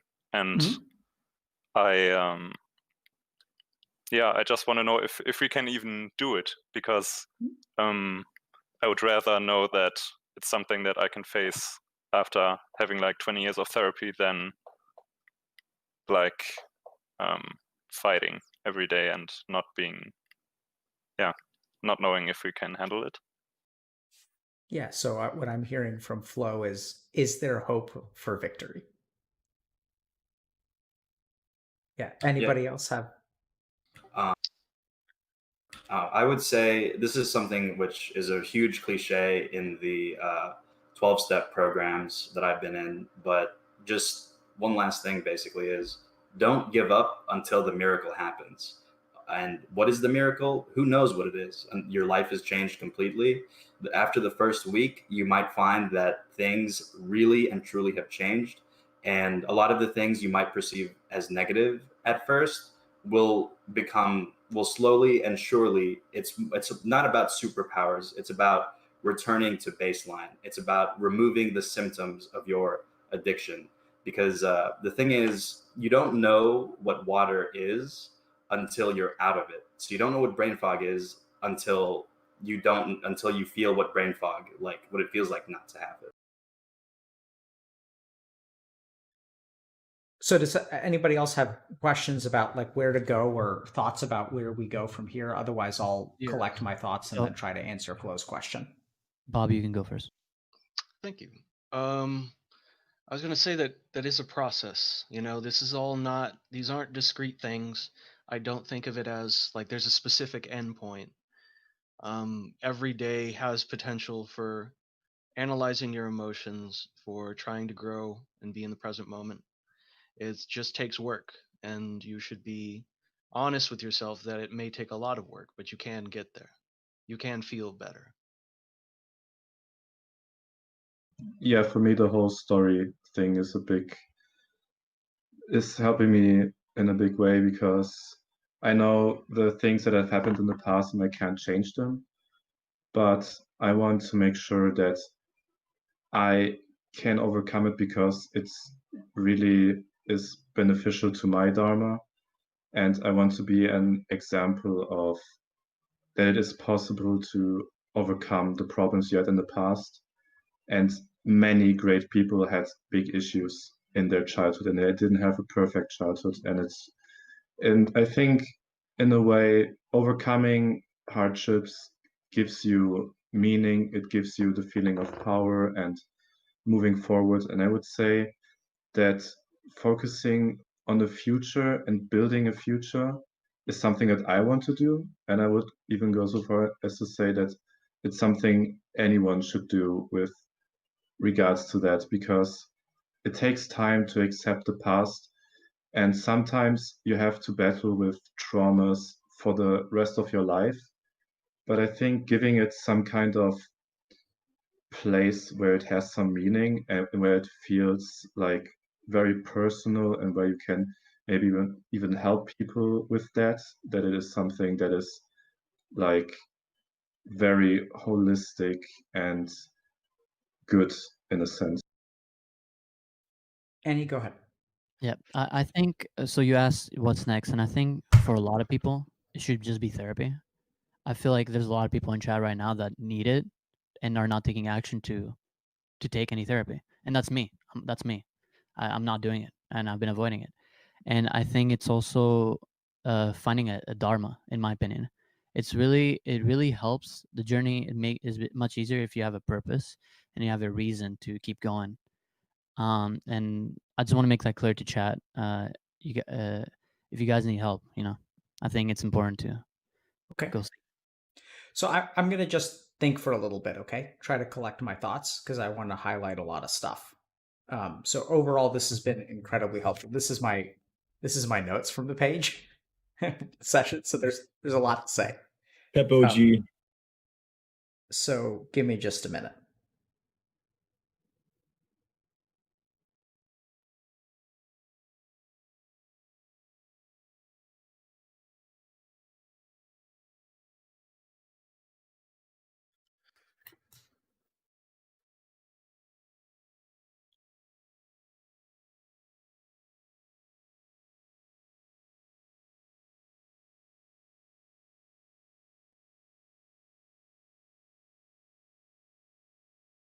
Okay. So the first thing that I want to point out to people that are watching is I want you guys to pay attention and maybe go back and watch the VOD. I want you guys to pay attention to the language that people here use. Right? So like the first thing is that if we think about porn addiction, what I'm hearing from you guys is like almost like y'all are zombies. It's like porn. Like there's no like awareness. Right? It's like you guys use these phrases like autopilot. My life is revolving around this. Like you guys really sound like zombies, like from movies where they just want one thing. and it's interesting because there's a certain like neutrality. Like, is a zombie unhappy? Like, it's a little bit unclear. Are they unsatisfied? Are they hungry? Absolutely. They're always hungry. But it's not like they're sad. They're just hungry. And what we hear from y'all about sort of like, pieces that are like missing within us, like that's what you try to fill with like porn or other addictions. Because there's that hunger. And even in Buddhism, there's this idea of like between earth and hell, there's like this middle layer, which is the realm of hungry ghosts, which isn't quite hell, but it's just for souls who are always hungry and they never get filled up. So they seek pleasure, they seek pleasure, they seek pleasure, and they never become satisfied. And so if you listen to like what these people are saying, if you guys like really listen to you guys, I'm talking to Twitch chat now, a lot of the questions that we get asked, like how do I ... how do I find internal motivation? How do I be less depressed? How do I get in touch with my emotions? Like these are the questions that people from our community ask. And the interesting thing is you guys should listen to what they're saying because y'all have done all of that. Right? You guys have found, actually bizarre, y'all have found the answers because what we hear from you guys is, like Annie's talking about, taking cold showers every day. People are talking about like, finding relationships, talking to girls, sitting with your emotions, learning how to deal with your emotions, finding purpose in life, like grappling with finding purpose in life, getting connected to other human beings. Like this is what our community is missing. They don't know how to feel their emotions. They don't know what they're feeling. And you guys are like, I feel shame. I feel like I fucked up. I can understand, Flo earlier was saying, sometimes you think it's an emotion, but it's actually just a thought. Right? Like that's what the people in our community need to understand, that understanding. The other thing is that you guys talk a lot about understanding, right? So like you guys aren't solving any problems, which is one of the really confusing things for our community is like, they're like, what do I do? And my answer is you don't do anything. What you do is you notice. And notice creates change. And it's kind of like what Zizi was saying, that there's a relapse autopsy. Like, what's the value of that? What do you do? The value is not about like figuring out the value is not about doing the thing. It's about figuring out what to do. That's where the change happens. When your mind studies yourself and you understand yourself, that's what gives you the power to do. Because the problem with our community isn't that they don't know what to do. Everybody knows what to do. They just can't do it. Right? And he's saying, like, we all need to see a therapist, I'm included. Like, he knows he needs to see a therapist. Why isn't he doing it? It's not a lack of what to do. It's a lack of, like, understanding how you work so that you can't do the things that you should do. And so how have y'all succeeded? Because I actually think of y'all largely as success stories, which may sound weird. Because I hear you guys, I hear it in your language. And it's interesting because what you say is like, why do you relapse? It's a loss of focus, which is bizarre, right? That's not what we would expect. It's not just a trigger, but it's a loss of focus. And if we think about, how do you move forward in life? How do you find internal motivation? How do you do things every day? Like, this is what our community needs. It's a loss of focus. It's actually not a lack of motivation. This is something that's subtle, but like needs to be understood. On January 1st, when you make a New Year's resolution that you're going to lose 10 pounds and you're going to eat healthy and you go to the grocery store and you buy like all this healthy food, that's not a lack of motivation. You have plenty of motivation. The problem is that your mind wavers. You lose focus on your motivation. The motivation's there. It's just your mind starts thinking about other things. And as you start to think about other things, then bad behaviors start to arise again. So the key here is about the focus of the mind, because when y'all's mind is in the right place, then you can control the behavior. And when your mind wanders, then the behavior controls you. Which gets to this other idea of like, who are you and what is the behavior? Because you guys are talking about this thing, right? Like you use the phrase, like people were talking about this thing. You guys are like almost like you become porn elementals. And this is my favorite like thing that I've stumbled upon in stream recently, that you become one with the thing. And even if we like listen to like Flo saying that like I've lost the battle before I even type in the URL. Right? So you become like one with this thing and then you lose control. And then the scary thing is that there's actually, I don't know if you guys like this makes sense, But Flo is actually trapped and he's watching it happen. There's a part of his mind that is doing something, but Flo's truest self is watching it and he's screaming. He's like, don't do it. Don't do it. But his mind is like, fuck you, Flo. We're doing it. Right? You know it's happening and you know that you don't want it to. And the real Flo is there and he's watching. And he can't stop it. And that boat is sailed. So now this like gets to an important thing about like, okay, how do you control this thing? So the first thing to understand is that there's a brain, but that's not necessarily you, right? So there are issues of like dopamine and stuff like that, which let's just talk about that for just a second. So like y'all said, so human beings have evolved to procreate.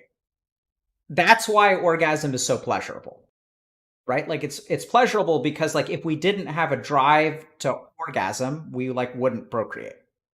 So it's evolutionary that like procreation and orgasm is like the most, like the highest goal of like a being. And so it's really, really dangerous when you guys have a shortcut to that feeling, because that's the end goal. And if you guys can watch porn on your computer screen or mobile phone or, you know, whatever, and like, why do you need to do anything? So if you guys are thinking about, like, it's interesting because a question that we get from our community is like, how do we get motivated? And now we can kind of see, because it's almost, I think it was Andy who was kind of saying that like, when you, like, you don't feel like doing anything after you masturbate. And when you do it a ton, you get this brain fog. And what does that even mean? It's like, it's sort of like this complete lack of motivation. Like, I almost kind of think of you guys as sort of like pothead zombies, right? That's what brain fog is. It's like you're just jerking off all the time and like you're not really doing anything, and you're sort of like, you're not really even alive. You're like some sort of weird half-life kind of creature. And so, you know, it's tricky because there certainly is dopamine, and then like, you know, as you orgasm. So this is like just now talking a little bit about spirituality. So the interesting thing is that a blissful state is actually a no mind state. And one of the quickest ways to get to a blissful state with awareness is orgasm. So that's why tantric sex is actually such a powerful technique. It's because it's a meditative practice that brings you to like a point of no mind.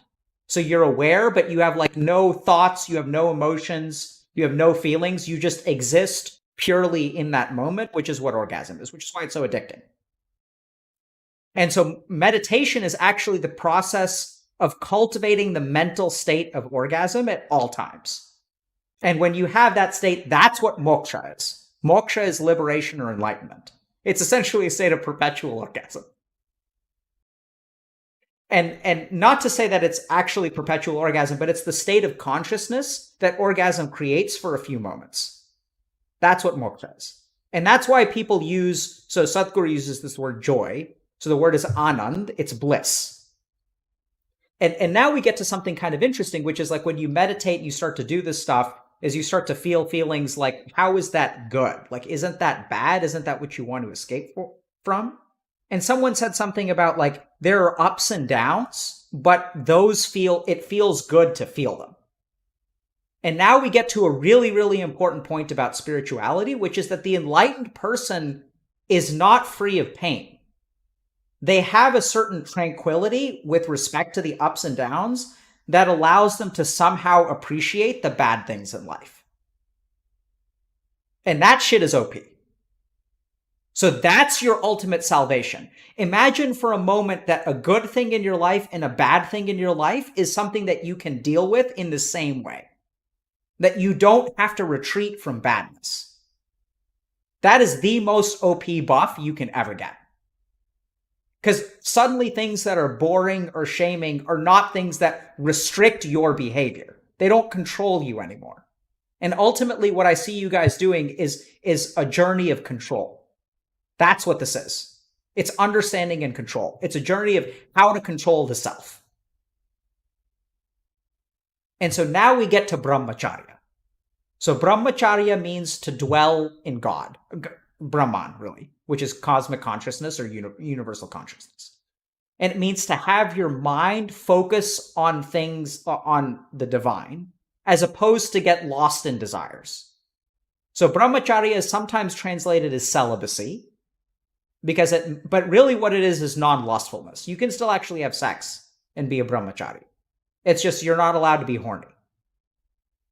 So it's control over, it's about not losing your mind in the desire.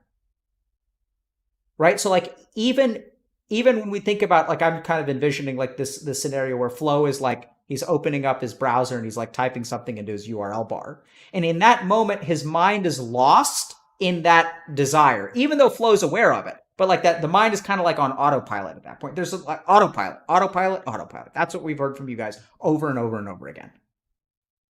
So the value of brahmacharya is that, as you guys grapple with this, and I want everyone who's watching to really like understand this.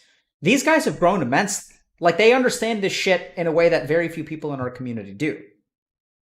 And bizarrely, like that's because they've been grappling with themselves for a long time. This is what happens. This is what spiritual growth actually looks like. It's grappling with yourself, right? And it's like sort of saying like, okay, like this is what my mind is doing. And then we see all these kinds of effects, like an appreciation for negative emotions, which is bizarre. The ability to sit with it, the ability to like feel better afterward, the ability to like process and be somewhat past it.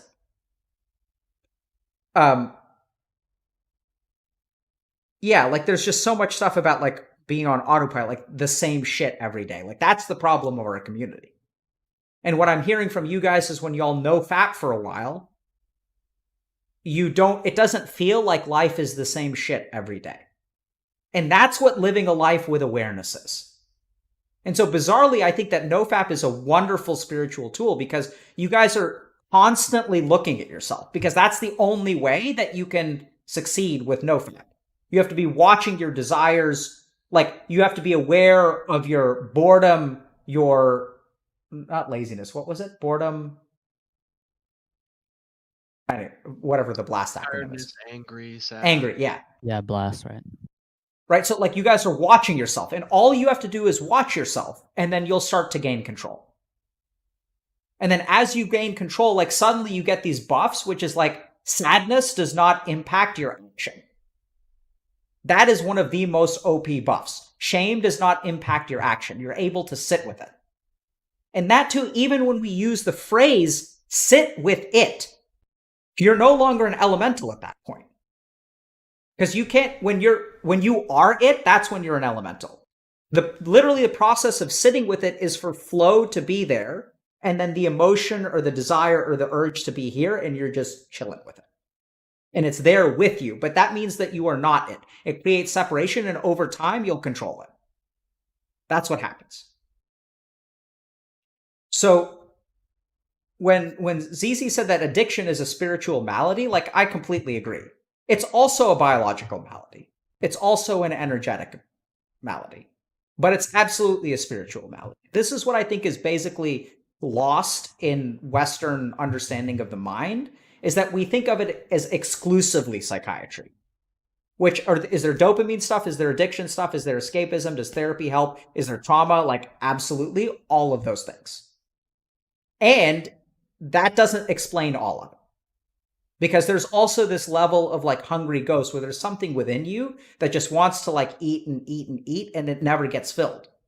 Right? The more you masturbate, like it doesn't work. Yeah, so like where do you, like, is there hope for you guys? Absolutely. You guys are way further along the path than you realize. I mean, Flo's here asking the question, is there a hope for me? And like the dude has gone 364 days without relapsing. And relapse, I agree, is part of the process. Like, so is there a hope for you? Absolutely. I think you guys are further along than you realize.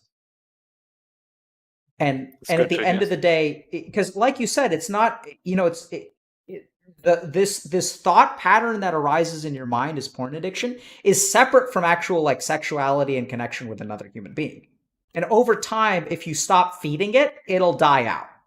The problem is that like it's grown into a pretty big tree because you guys have been fertilizing it and watering it and feeding it since the age of 10 to 12. Right? So it's going to take a couple years for it to completely die out, but you don't have to wait a couple years to start making significant progress. What I'm hearing from you guys is that y'all are looking for your dharma, you're finding motivation, you're learning how to relate to women. Like even when Zizi says, I see my insecurities. Like, that's what this community is about. And like, he sees his insecurity. And once he sees it, then he can start to like deal with it, right? He's like, oh, she works 72 hours a week. It has nothing to do with me. And that's how you start to be like comfortable in a relationship when they don't like text you back. It's because you acknowledge that your insecurity doesn't prey on a normal occurrence in the outside world, because this is what our mind does. It finds something completely normal and it preys on it. Oh, they didn't invite me to the party. I'm the only person who didn't get invited. Oh shit, I changed my cell phone number. No one had a way of getting a hold of me. But we don't care. Our mind doesn't care, because the insecurity is what we believe. When we become the insecure elemental, everything around us feeds our insecurity, and we just can't see it. So overall, I think you guys are doing fantastic. I think just keep at it. And the last thing is, I mean, as you guys have already said, it sounds like the community has been helpful. And so like, keep engaging the community, and like, it sounds like you guys hang out on our Discord, which is cool. I didn't know that shit like this happened. I mean, I've always wondered whether we're actually helping people or not. And after hearing you guys, I actually feel pretty good about the work that we're doing, because y'all have grown immensely. It's crazy. I never thought I would be able to talk about this kind of stuff on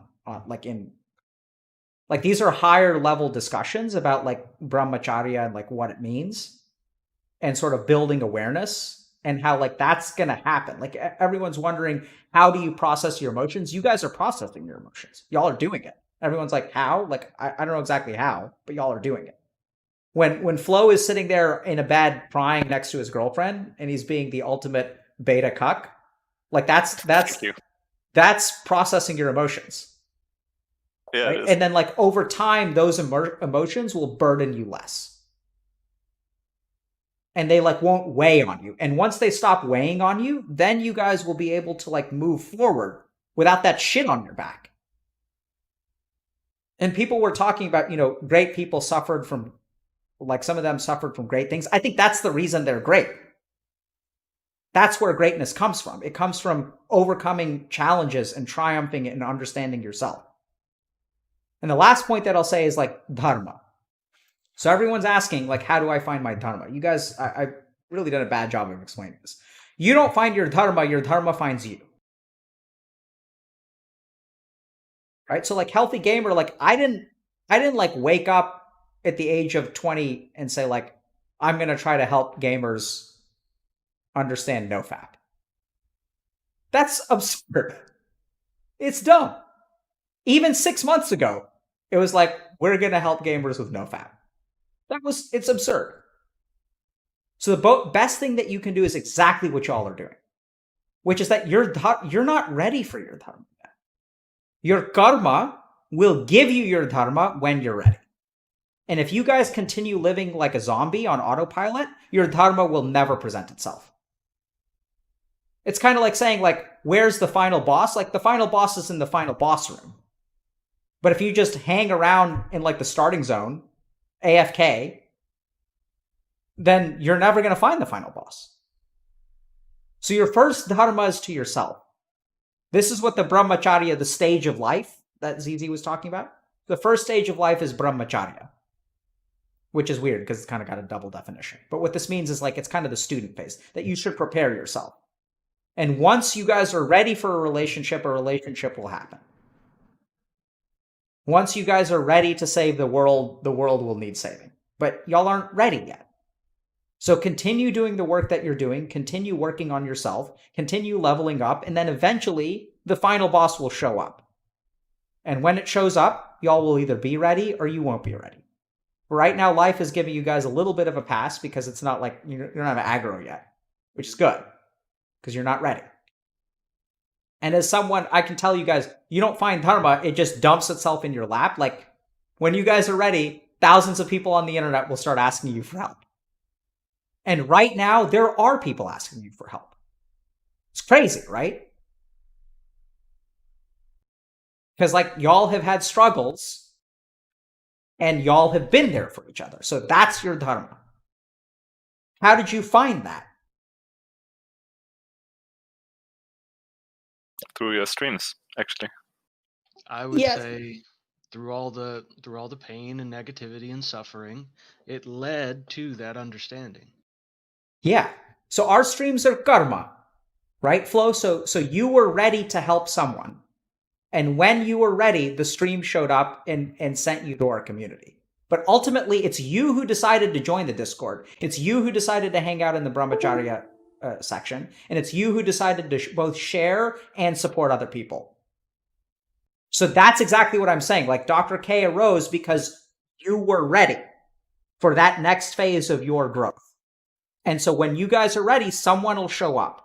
And this is the whole point that we've been talking about, is like, it doesn't have to be me.